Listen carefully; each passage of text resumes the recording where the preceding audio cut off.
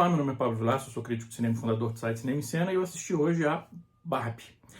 Mas antes de falar sobre o filme, dois avisos rapidinho. Primeiro, que eu vou publicar também, junto com o vídeo do Barbie, eu vou publicar um outro vídeo sobre Oppenheimer.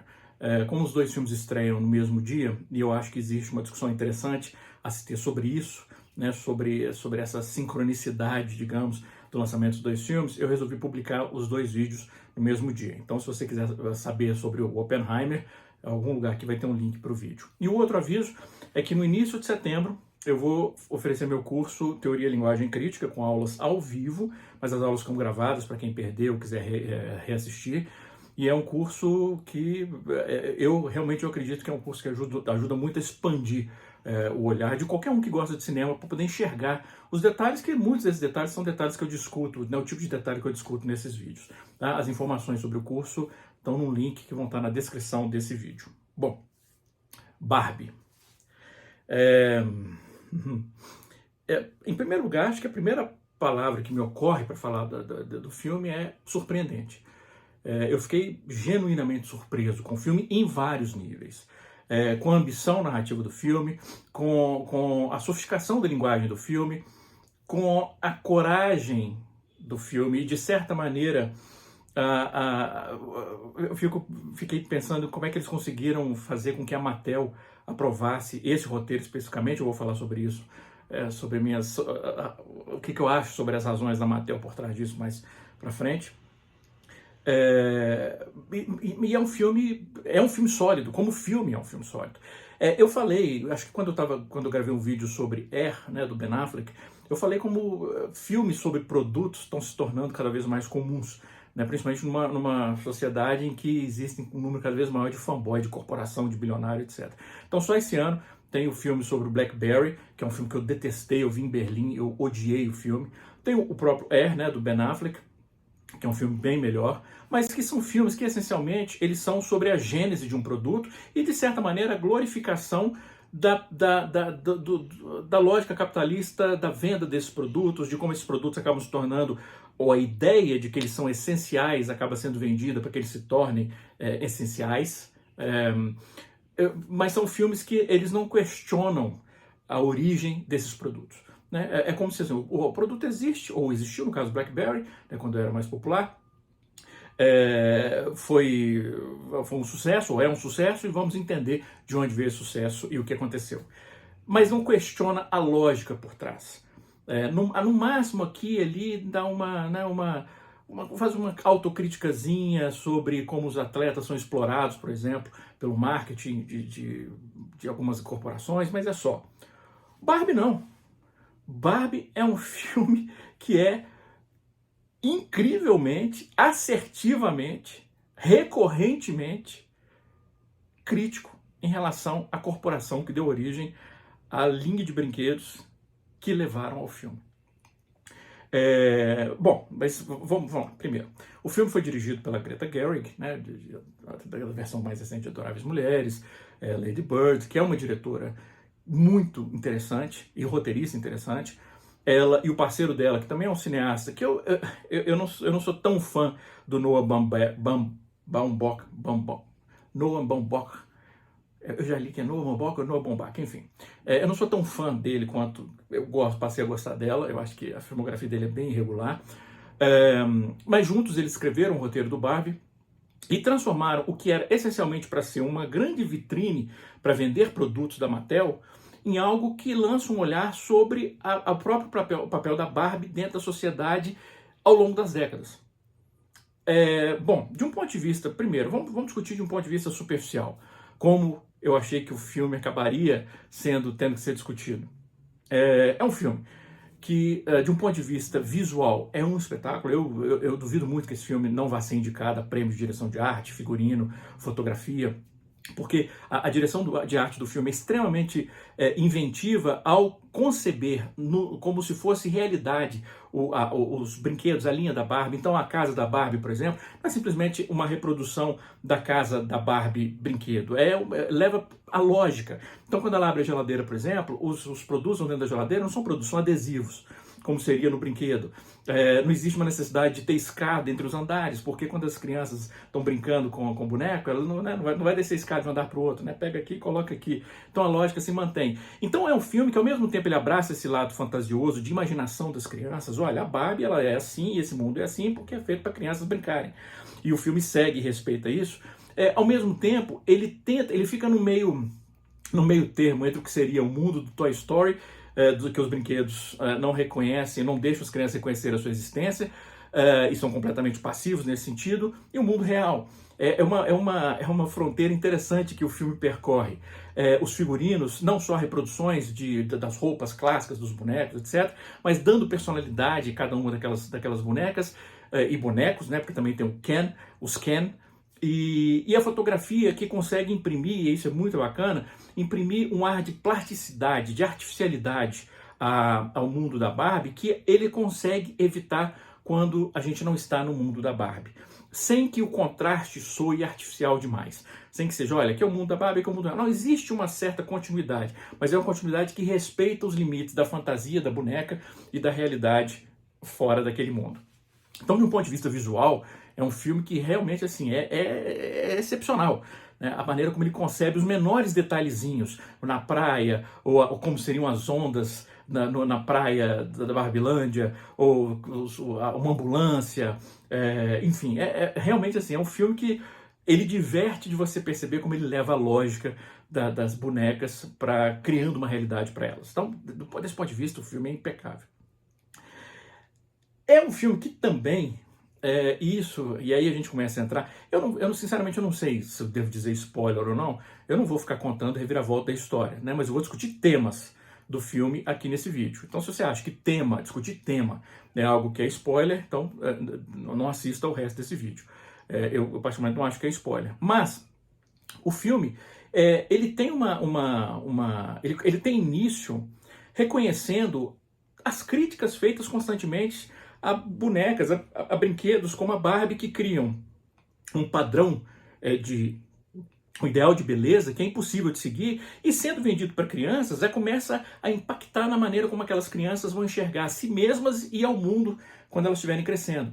Então o ideal de beleza da Barbie, o tanto que ele é prejudicial, ou pode ser prejudicial, principalmente para meninas na infância, pré-adolescência, enfim. E ao mesmo tempo, a certa hipocrisia, digamos assim, de uma empresa que acha que simplesmente, sob pressão, ao diversificar sua linha, criando, por exemplo, uma Barbie doutora, uma Barbie engenheira, uma Barbie isso, uma Barbie aquilo, ela simplesmente resolveu todos os problemas que o simples fato de criar, o fato de todas aquelas Barbies serem mulheres, né, dentro da lógica da boneca, serem mulheres lindas, o tanto que isso gera um impacto negativo, pode gerar um impacto negativo por si só. Ao mesmo tempo, que o filme critica, reconhece, mas critica o consumismo. Né? O fato de que a Barbie, a linda Barbie, você comprar roupa, comprar casa, comprar aquilo da Barbie, esse consumismo é prejudicial, inclusive, ao meio ambiente, porque nós estamos falando de produtos plásticos. Enfim, o filme reconhece tudo isso. Então, isso de cara já me espanta, porque várias vezes no filme eles mencionam, inclusive, a Mattel, que é a empresa que produz a Barbie. Então, de certa maneira, a Mattel acaba assumindo um papel, entre aspas, de vilã no filme, mas ao mesmo tempo, e aí que está a inteligência, eu acho que, da Greta Gerwig, e eu acho que foi com isso que ela conseguiu passar pelos executivos da Mattel para que eles aprovassem o roteiro do filme. Ao mesmo tempo, o CEO retratado no filme, que é vivido pelo Will Ferrell, ele é um CEO que ele tem uma ingenuidade e parece ter boas intenções. Embora, enfim, eu não vou falar essa complexidade, porque aí seria spoiler, mas parece ser boas intenções. Então, assim, ele não retrata o CEO como normalmente CEOs são retratados, porque devem ser, porque a gente vê cada vez mais, né, enfim, não vou entrar nisso, não vou iniciar meu momento comunista, não. Mas enfim, a maneira como habitualmente CEOs são retratados em filmes que são críticos ao consumismo, aqui não acontece exatamente isso. Sem que soe covarde. Isso que é legal, sem que soe covarde. É uma concessão? É uma concessão, mas é uma concessão que dentro do aspecto geral do filme é uma concessão totalmente aceitável.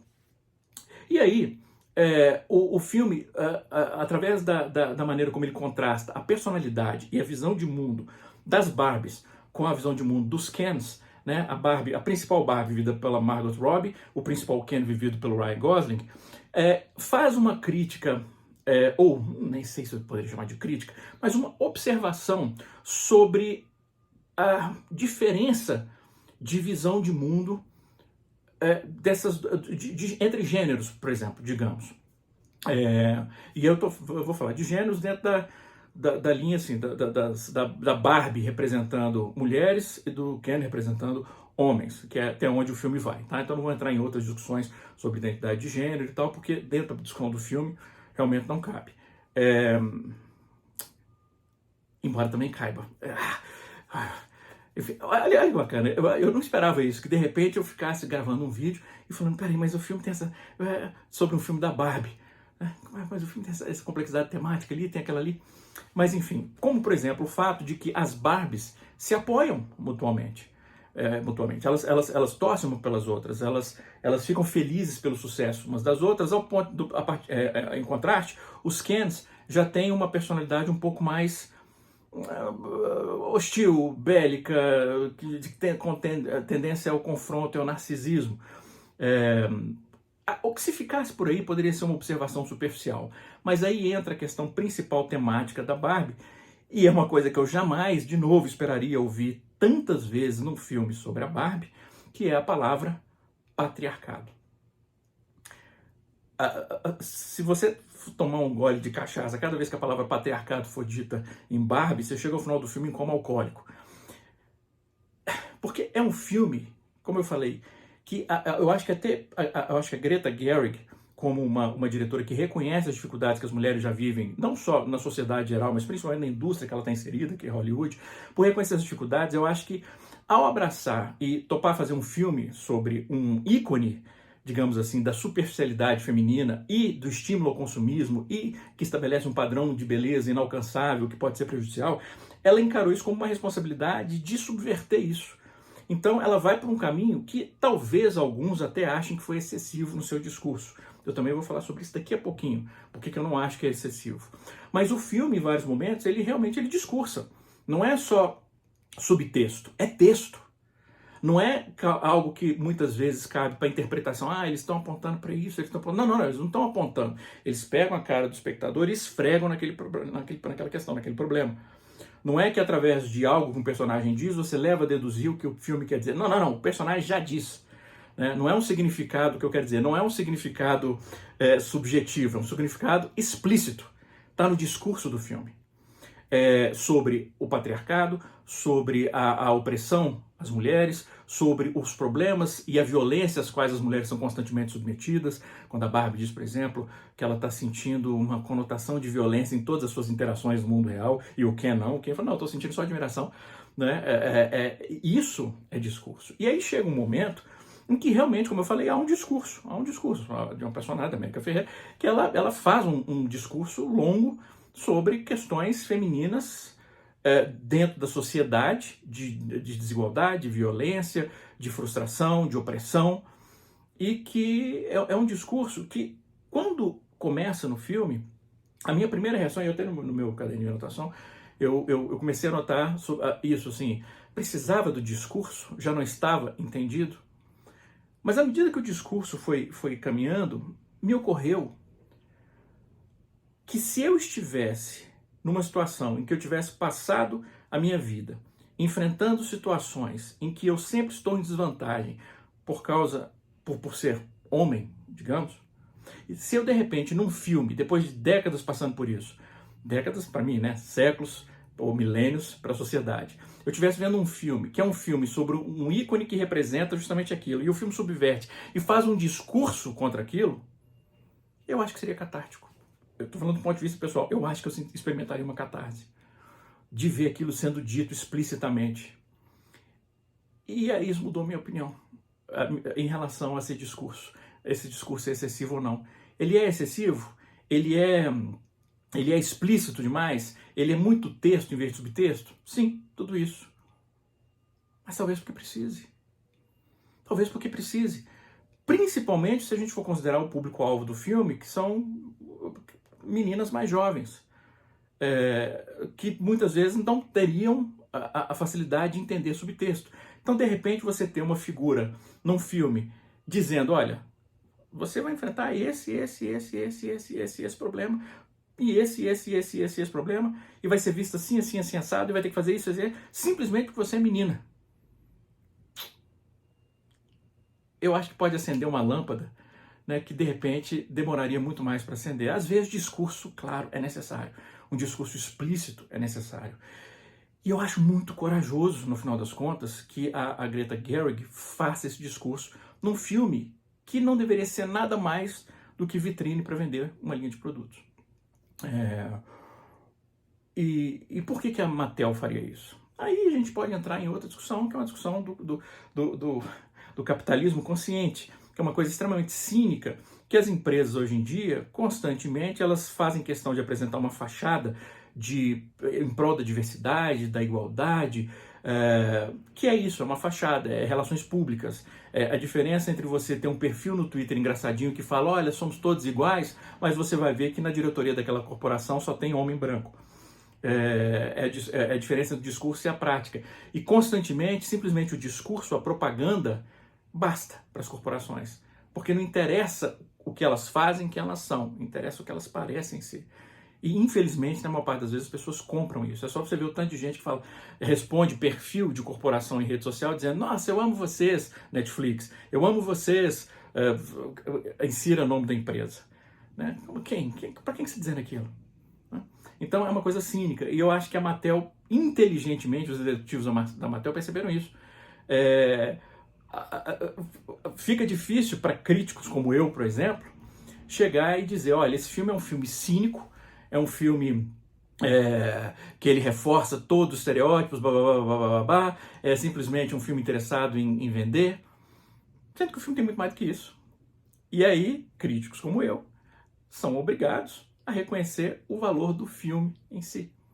Então, de certa maneira, eles ganham, porque o filme passa a ser divulgado, passa a ser bem visto, e vai resultar em venda, e numa imagem de uma empresa evoluída, como, né, mesmo que não seja, de um ponto de vista de sociedade. A Greta Gerwig vence, porque ela criou um filme que subverte expectativas e foge da função de ser uma simples vitrine. E o espectador ganha porque vê um filme que é excelente e que tem coragem de dizer coisas que filmes, superproduções produzidas por estúdios, corporações Hollywood, normalmente não tem coragem de dizer. Basta você ver como a Lucasfilm e a Disney tiveram tanto medo da reação dos fãs tóxicos de Star Wars que desfizeram todo o trabalho fantástico que o Rian Johnson tinha feito nos últimos Jedi e fizeram uma bomba que é a Ascensão Skywalker, porque é isso, não tiveram coragem de desafiar os fãs. Né? E nesse sentido, a Warner / Mattel, pelo menos tiveram coragem de acreditar que a Greta Gerwig faria algo, enfim, que seria crítico, mas não impediria a venda, digamos assim. Para encerrar, acho que de um ponto de vista, eu não me surpreenderia, eu ficaria até feliz se eu vier a testemunhar a Margot Robbie e o Ryan Gosling sendo indicados a prêmio de atuação, porque merecem, porque conseguem construir ao mesmo tempo personagens que têm aquela inexpressividade, de um boneco que não tem personalidade e ao mesmo tempo ganhando personalidade, expressando aquilo, e o sofrimento interno que isso traz muitas vezes. Conseguem exibir um timing cômico excepcional, mas também um aspecto dramático da construção e do desenvolvimento dos personagens, que é um trabalho muito bem feito. Tão bem feito que eu chorei vendo o filme da Barbie. E que é algo que eu jamais esperaria dizer. Que eu chorei vendo o filme da Barbie. Adorei, adorei. É isso. Um grande abraço.